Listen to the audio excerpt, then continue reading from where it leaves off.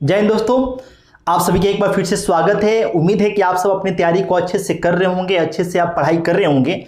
आप सबके लिए एक खुशखबरी लेकर फिर से हम हाजिर हो चुके हैं।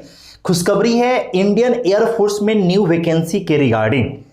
जी हाँ, इंडियन एयरफोर्स में आपको अग्निवीर योजना के तहत नॉन कॉम्पिटेंट की वैकेंसी निकली हुई है, जिसका सबसे पहले आपको हम प्रमाण दे देते हैं। सबसे पहले चलिए आपको स्क्रीन पर दिखा देते हैं, तब हम फिर से आपको हम बोर्ड पे आते हैं।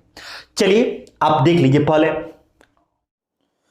तो आप स्क्रीन पर देख सकते हैं दोस्तों कि भारतीय वायुसेना में जो वैकेंसी निकली हुई है उसके बारे में आपको यहां पर बोला गया है। इस लाइन में आप देख सकते हैं, यहां पे ये पूरा देखिए, यहां पे लिखा हुआ है कि invites applications from unmarried Indian male candidates for selection test for Agniveer non competent intake 01/2022 under Agnipath scheme.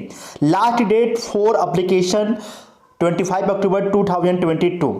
ठीक है, तो देखिए आपको जिस वैकेंसी की बात हम कर रहे हैं उसके लिए ये आपका नोटिफिकेशन है, उसके बारे में आप देख लीजिए। आपको हम इसी के बारे में हम लास्ट में कैसे अप्लाई करना है पूरा आपको हम डिटेल समझाएंगे।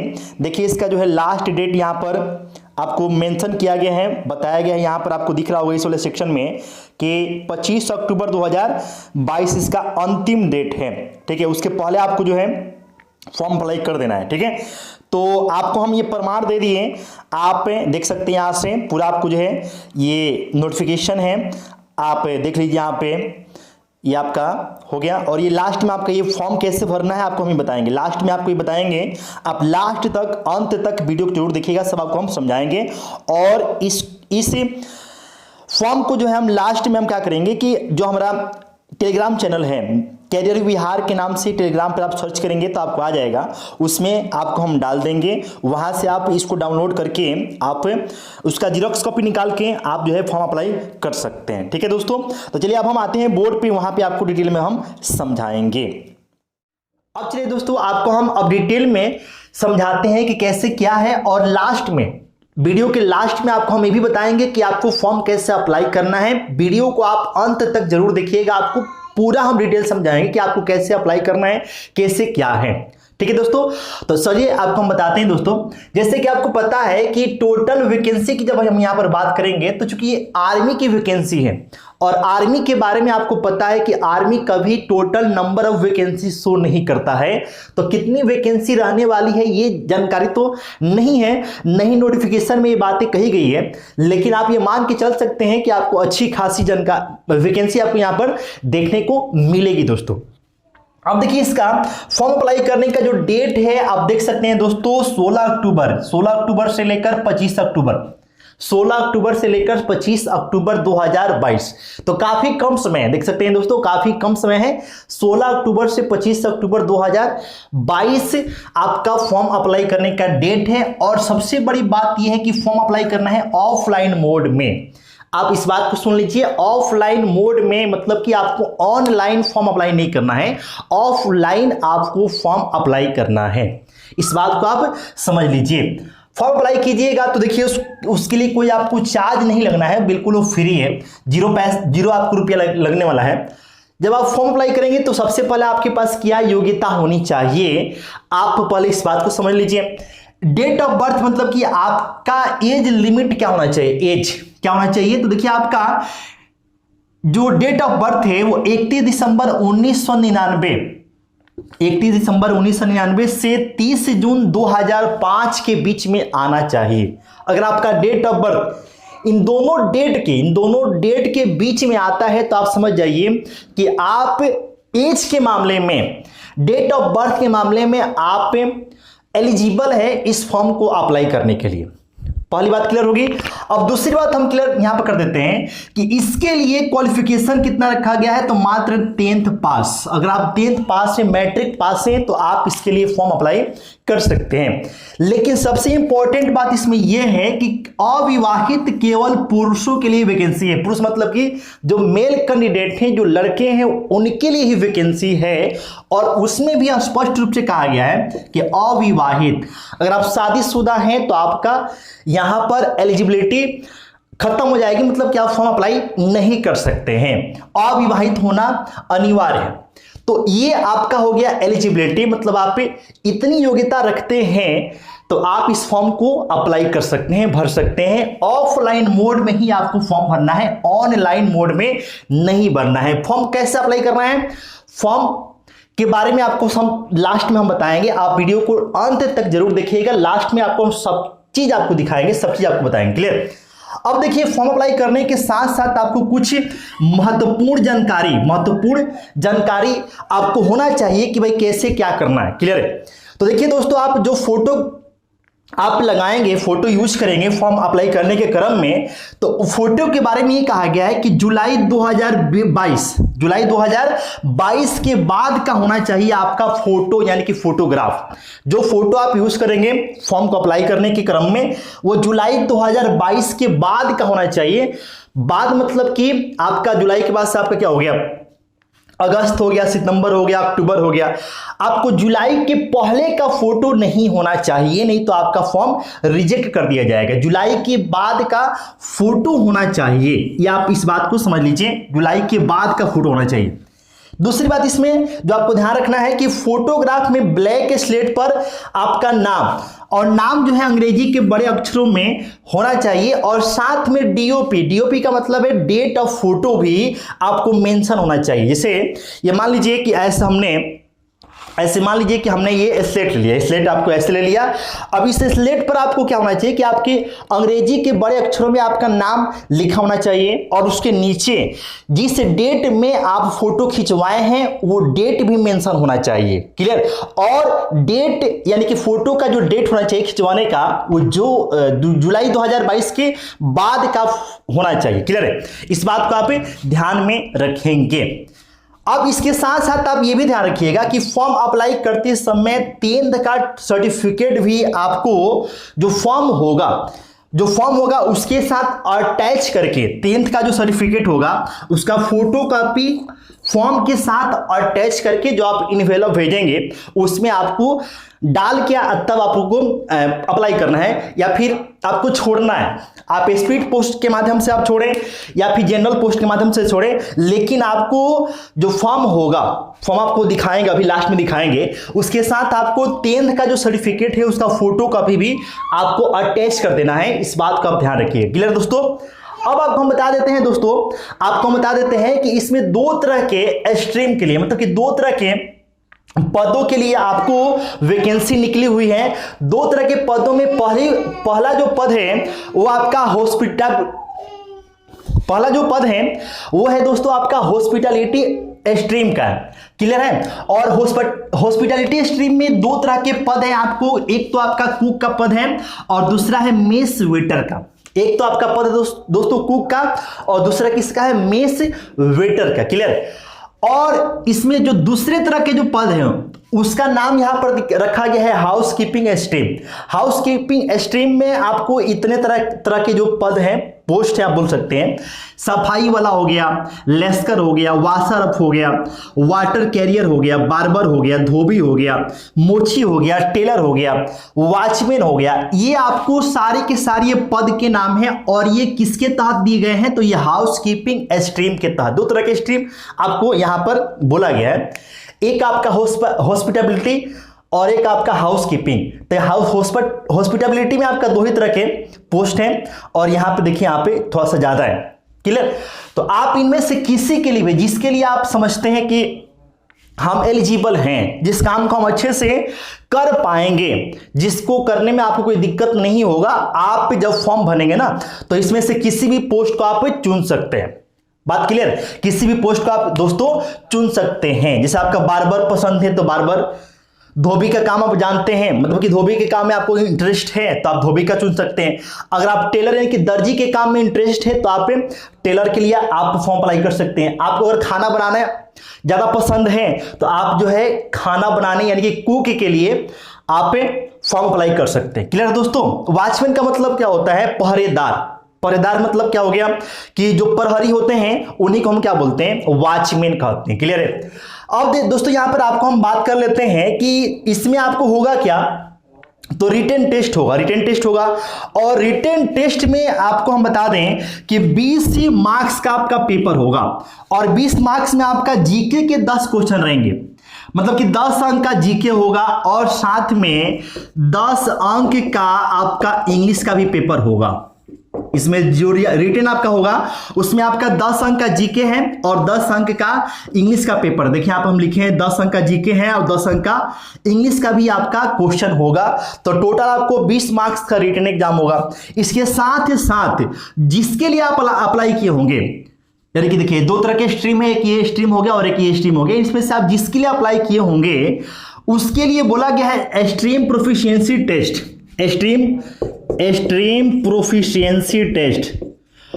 प्रोफिशिएंसी टेस्ट आपसे लिया जाएगा और ये कितने अंक का होगा? 30 अंक का होगा। मान लीजिए कि आपने धोबी के लिए अप्लाई किया तो धोबी से रिलेटेड आपको 30 अंक के प्रश्न पूछे जाएंगे, 30 नंबर के।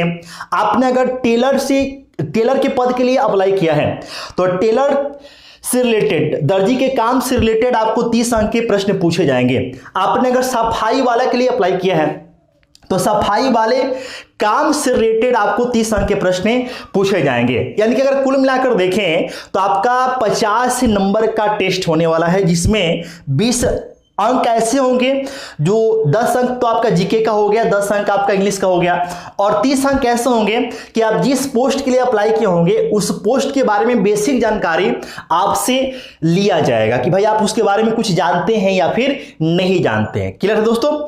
अब आपको हम बात कर लेते हैं किसकी, कि इसके लिए फिजिकल एलिजिबिलिटी क्या है, मतलब कि आपके पास फिजिकल शारीरिक योग्यता क्या होनी चाहिए। शारीरिक योग्यता में दोस्तों देखिएगा, आपको सबसे पहले हाइट की बात करते हैं। हाइट आपका होना चाहिए 152 सेंटीमीटर। 152 सेंटीमीटर अगर आपकी हाइट है, ये मिनिमम हाइट है, मिनिमम। इससे अगर आपका कम हाइट है तो आप फॉर्म अप्लाई नहीं कर सकते हैं, इतना कम से कम होना चाहिए। इससे अगर ज्यादा है कोई दिक्कत नहीं, आप अप्लाई कीजिए, कोई दिक्कत नहीं है। अगर इतना एग्जिट है तो भी आप अप्लाई कर सकते हैं। क्लियर? चेस्ट की बात यहां पर ये कहा गया है दोस्तों कि आपका चेस्ट जो भी है, चेस्ट के बारे में आपसे मिनिमम कितना होना चाहिए नहीं कहा गया है। आपका चेस्ट जितना भी है उसमें आपका 5 सेंटीमीटर मिनिमम एक्सपेंशन होना चाहिए, मतलब कि आपको फुलाने के लिए जब बोला जाएगा तो चेस्ट आपका जो भी है उसमें 5 सेंटीमीटर की वृद्धि होनी चाहिए, मतलब कि 5 सेंटीमीटर फूलना चाहिए। ठीक है। रनिंग की बात करें तो रनिंग आपका 16 सेंटीमीटर की रनिंग है और उसके लिए समय रखा गया है मैक्सिमम 6.5 मिनट, मतलब कि 6.5 मिनट से आप ज्यादा समय लेते हैं तो आपको बाहर कर दिया जाएगा। रनिंग जब आप कर लेंगे तो रनिंग के 10 मिनट के बाद पहले तो आपको दौड़ाया जाएगा और रनिंग के 10 मिनट के बाद, सुन लीजिए, रनिंग के 10 मिनट के बाद से आपका पुशअप्स होगा और पुशअप्स कितने लगाने हैं? 10 लगाने हैं और इसके लिए कितना टाइम लेगा? 1 मिनट। 1 मिनट में आपको पुशअप्स लगाने हैं कितने? 10। पुशअप्स के 2 मिनट के बाद जब आप पुशअप्स की प्रक्रिया पूरा कर लेंगे, पुशअप के 2 मिनट के बाद से आपका सिटअप्स होगा। ठीक है, सिटअप्स होगा और वो भी कितने लगाने हैं? 10 और उसके लिए भी टाइम लेगा 1 मिनट। टाइम कितना मिलेगा? 1 मिनट। उसके बाद से स्क्वाट्स हो गया, स्क्वाट्स मतलब होता है उठक बैठक, उसको लगाना है 20। टाइम कितना मिलेगा? 1 मिनट। तो पुशअप्स हो, सिटअप्स हो और स्क्वाट्स हो, इन सब के लिए टाइम 1 मिनट मिलेगा आपको, लेकिन आपको पुशअप्स 10 लगाने हैं, सिटअप्स आपको 10 लगाने हैं, स्क्वाट्स कितने लगाने हैं? 20 लगाने हैं। क्लियर? और एक प्रक्रिया, जैसे मान लीजिए आप पुशअप्स लगा लिए, उसके 2 मिनट के बाद से आपको सिटअप्स लगाने हैं, सिटअप्स लगा लिए, उसके 2 मिनट के बाद से आपको स्क्वाट्स लगाने हैं, ऐसे आपसे बोला गया है। तो ये आपको हम बता दिए कि भाई कैसे क्या है। अब आपको हम बताते हैं कि भाई आप फॉर्म कैसे अप्लाई करेंगे। तो चलिए आपको हम फिर स्क्रीन पर ले चलते हैं और आपको डिटेल में समझाते हैं कि आप फॉर्म कैसे अप्लाई करेंगे, क्या प्रक्रिया होगी, क्या किन किन बातों का आपको ध्यान में रखना है। ठीक है, क्या गलती नहीं करनी है, पूरा आपको समझाएंगे। चलिए स्क्रीन पर ले चलते हैं। फॉर्म कैसे अप्लाई करना है इसको जानने से पहले आपको यहाँ पे थोड़ा सा हम बताते चलें, ये आपके लिए इंपॉर्टेंट है। ये वाला सेक्शन आपको दिखाई दे रहा है, ये वाला सेक्शन, इसमें ये कहा गया है कि आप किसी एक जगह के लिए, किसी एक, देखिए आपको ये सब एड्रेस दिए गए हैं, ये सब एड्रेस दिए गए हैं, इन एड्रेस पर आप अपना फॉर्म अप्लाई कर सकते हैं। तो आप किसी एक ही जगह के लिए आप फॉर्म अप्लाई कीजिएगा। अगर आप एक से ज़्यादा जगह के लिए फॉर्म अप्लाई कर देते हैं तो आपका फॉर्म रिजेक्ट हो जाएगा। देखिए यहाँ पे candidates are permitted to apply at only one location, किसी एक जगह के लिए अप्लाई करना है। Application submitted to more than one address will be rejected. आप एक से ज़्यादा के लिए अप्लाई कर देते हैं तो आपका एक से ज़्यादा जगह के, देखिए एक ही जगह हो गया, दूसरा हो गया, तीसरा लोकेशन, चौथा, पांचवा, ऐसे लोकेशन हो गया। किसी एक ही लोकेशन के लिए आपको जब आप फॉर्म अप्लाई करेंगे ना, जैसे आप ऑफलाइन फॉर्म भेजिएगा तो उस पर आप लास्ट में क्या ऊपर उसके एड्रेस लिखते हैं ना कि भाई आपको फॉर्म कहाँ भेजना है, तो उसमें आपको किसी एक ही जगह के लिए भेजना है। अब देखिए पोस्टल एड्रेस ये सब आपको दिया है, यहाँ पे पोस्टल एड्रेस हो गया, ये दिया है, इसमें से किसी एक जगह के लिए आप अप्लाई कर सकते हैं। क्लियर दोस्तों। और ये जितने भी लोकेशंस आपको दिख रहे हैं ये सारे के सारे क्या हैं, तो ये सब आपको जो है दिल्ली के हैं, सारे के सारे क्या है, दिल्ली के हैं। तो अगर आप दिल्ली से बाहर के हैं, मतलब कि आप अगर बिहार से हैं, यूपी से, झारखंड से, तो आप इनमें से कोई चुनिएगा, किसी एक जगह के लिए अप्लाई कीजिएगा। लेकिन अगर आप दिल्ली के ही हैं तो आपको यहाँ से देखिए, यहाँ से जो लोकेशन दिया गया है इसमें से किसी एक को चुनना है। क्लियर दोस्तों, ठीक है। और जो आपका स्ट्रीम अवेलेबल है, देखिए यहाँ पे लिखा है ना स्ट्रीम अवेलेबल, जैसे आपका इस वाले लोकेशन में क्या है, तो आपको हॉस्पिटैबिलिटी, देखिए यहाँ से दोस्तों हॉस्पिटैबिलिटी एंड हाउस कीपिंग इस वाले लोकेशन में आपको अवेलेबल है, इस वाले लोकेशन में अवेलेबल है। क्लियर है। इस वाले लोकेशन में केवल क्या है, हॉस्पिटैबिलिटी है, इस वाले लोकेशन में क्या है, हाउस कीपिंग है। तो आप ऐसे देख सकते हैं। तो इस बात को आप हमेशा ध्यान रखिएगा कि किसी एक ही जगह के लिए अप्लाई कीजिएगा, एक से ज़्यादा के लिए जगह के लिए अप्लाई कर देंगे तो आपका फॉर्म रिजेक्ट हो जाएगा। इस बात को आप ध्यान रखिएगा। तो अब चलिए हम लोग देखते हैं कि भाई फॉर्म कैसे अप्लाई करना है। देखिए यहाँ पे आपके सामने ये हो गया एप्लीकेशन फॉर्म, इसी को आपको भरना है। कैसे भरना है आइए समझिए, आपको बताते हैं। ये हो गया, यहाँ से आपको समझा देखिएगा। रजिस्ट्रेशन नंबर आपको नहीं भरना है, उधर से आपको भर के आएगा, वहाँ से आपको बताया जाएगा।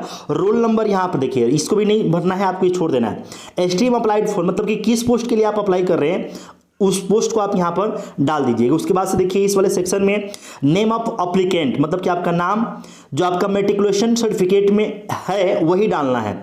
आधार कार्ड नंबर आपको डालना है, आधार कार्ड में आपका जो नंबर होगा उसको आपको यहाँ पर मेंशन करना है। उसके बाद से फादर्स नेम आपको एज पर मेट्रिकुलेशन सर्टिफिकेट, फादर्स का प्रोफेशन मतलब कि क्या पेशा है वो आपको बताना है। मदर्स का नेम डालना है। क्लियर। इसके बाद से तीसरे में देखिएगा डेट ऑफ बर्थ है, और उसमें फिर से देखिए आप लिखा है एज पर मेट्रिकुलेशन सर्टिफिकेट, साथ में आपको age on date of application. ठीक है, मतलब कि आपका जो है डेट ऑफ एप्लीकेशन, जिस डेट को आप अप्लाई कर रहे हैं उस डेट तक आप कितने साल के कितने माह के हो गए हैं ये आपको यहाँ पर मेंशन कर देना है। क्लियर है। और साथ में देखिए यहाँ पर लिखा हुआ है कि attach copy of 10th pass certificate for proof, और एज के लिए, एज के प्रमाण के लिए आपको 10th का जो पास सर्टिफिकेट है उसको प्रूफ के तौर पे आपको अटैच भी कर देना है ताकि कोई दिक्कत ना हो। ठीक है। इसके बाद से नेशनलिटी है आपका मैरिटल आपका स्टेटस हो गया, जैसे आपका आप मैरिड है या फिर अनमैरिड है दोस्तों, ये भी आपको बता देना है। क्लियर है। बॉडी पर आपका टैटू वगैरह है तो आपको फिर तो फॉर्म रिजेक्ट ही हो जाएगा, टैटू वगैरह है तो फिर आप भरिएगा ही नहीं। लेकिन अगर आप टैटू नहीं है तो आप यहाँ पर नो पर आप ऐसे टिक कर दीजिएगा। एड्रेस फॉर करस्पॉन्डेंस, मतलब कि आपका जो है कंप्लीट एड्रेस आपको बताना है। इस वाले सेक्शन में आपको दोस्तों कंप्लीट आपका एड्रेस, ईमेल आईडी वगैरह सब बताना है। परमानेंट एड्रेस आपको यहाँ पर मेंशन कर देना है। ठीक है। इसके बाद से देखिएगा दोस्तों यहाँ पे एजुकेशनल क्वालिफिकेशन, जैसे आप 10th पास हैं तो 10th में आपको बताना है कि भाई आप किस बोर्ड से हैं आपको बताना है। तो साथ में आपको सर्टिफिकेट नंबर भी आपको यहाँ पर बता देना है। ठीक है। 10th पास हैं तो आपको ये सब बता देना है। अगर आप 12th किए हुए हैं तो 12th का भी आप चाहें तो आप बता सकते हैं, 12th कोई जरूरी है नहीं। अगर आप केवल 10th का बताएंगे तो भी आपका काम चल जाना है। ठीक है। इसके बाद अगर हम देखें दोस्तों तो यहाँ पर लिखा हुआ है कि language you can read and right, मतलब कि जिस लैंग्वेज को आप पढ़ सकते हैं, समझ सकते हैं, उस लैंग्वेज को यहाँ पर आपको, जैसे हिंदी आती है तो हिंदी लिख लीजिएगा, इंग्लिश हल्का फुल्का आता है तो आप लिख सकते हैं, नहीं तो आप छोड़ सकते हैं ना। या फिर आपको जो है जो आपका लैंग्वेज आता है वो दो आप यहाँ पर मेंशन कर दीजिएगा। ठीक है।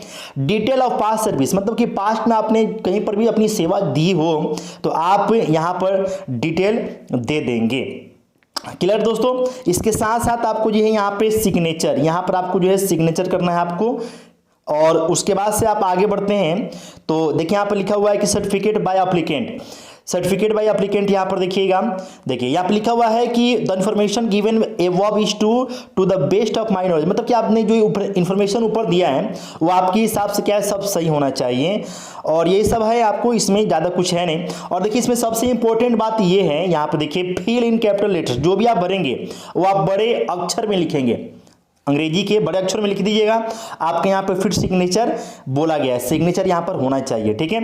अब इसके बाद से देखिए दोस्तों यहाँ पर है details of certificates attest to be filled by applicant, मतलब कि आप जो है सर्टिफिकेट जो अटैच करेंगे एप्लीकेशन के साथ साथ उसके बारे में है कि भाई आप अगर सर्टिफिकेट दे रहे हैं 10th पास सर्टिफिकेट दे रहे हैं तो आप ये यस कीजिए, देना भी आपको यस कर देना है, मतलब इन तीनों में आपको यस करते जाना है, क्योंकि आपको सर्टिफिकेट ऑफ एक्सपीरियंस, अगर आप एक्सपीरियंस लिए हुए हैं तो आप अगर उसका एक्सपीरियंस का, जैसे आपने मान लिया कि दर्जी का आपने मतलब कि टेलर का आपने काम किया और उसका एक्सपीरियंस आपके पास है, तो सर्टिफिकेट अगर आप अटैच कर रहे हैं तो आपको यस करना है, नहीं कर रहे हैं तो आपको नो कर देना है।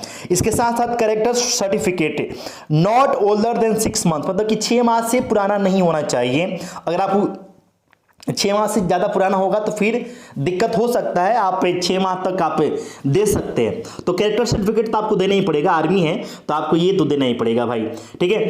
अब आज ये हम लोग इधर आते हैं, यहाँ पर लिखा हुआ है कि consent certificates by parents legal guardian for candidates below 18 years of age, मतलब कि जो कैंडिडेट्स 18 साल से कम उम्र के हैं, 18 साल के कम उम्र के हैं, उनके लिए है कि भाई यहाँ पर पेरेंट्स की अनुमति मांगी जा रही है। तो यहाँ पे देखिए इस वाले सेक्शन में आपकी पेरेंट्स का नाम होना चाहिए, उसके बाद से आपका नाम होना चाहिए, उसके बाद से यहाँ पे देखिए यहाँ पे है आपका साइन ऑफ कैंडिडेट, आपका साइन होना चाहिए, डेट डाल दीजिएगा, और signature of applicants parents legal guardian, जो भी आपके पेरेंट्स वगैरह हैं लीगल गार्जियन है उनका यहाँ पर सिग्नेचर वगैरह करा देना है। क्लियर दोस्तों।